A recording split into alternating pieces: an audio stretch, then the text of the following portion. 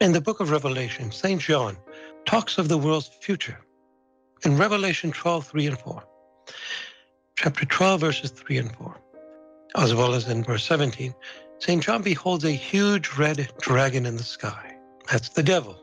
And in Revelation 13, he beholds two beasts. One emerges from the sea with 10 horns and 7 heads, and the other from the earth with 2 horns. He reveals that the 7 heads of the first beast represent 7 kings who reign over 7 kingdoms, 5 of whom have fallen in John's lifetime. 1 is present in his lifetime, and the 7th kingdom has yet to come. That is in our lifetime. That's happening now.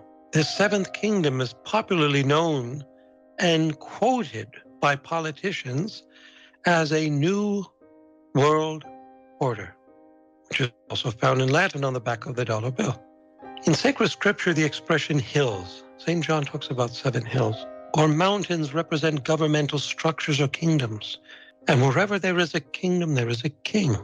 For this reason, those who claim that the 7 hills of the book of Revelation refer to Rome pervert the sacred text. They're trying to literally apply this, and this is not what John had in mind.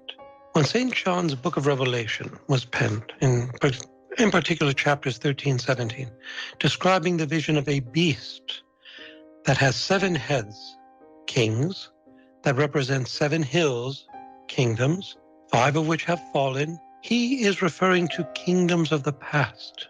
And St. John adds that 1 kingdom has yet to come in Revelation 17.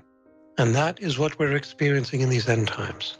The 7 heads are kingdoms, and the 10 horns are its kings that work under the diabolical authority of Satan.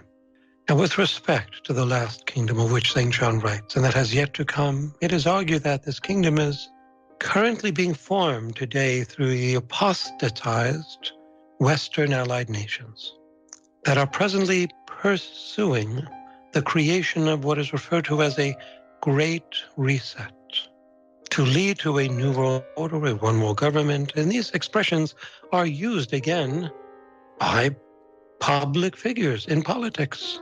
So these are not conspiracies. These are facts.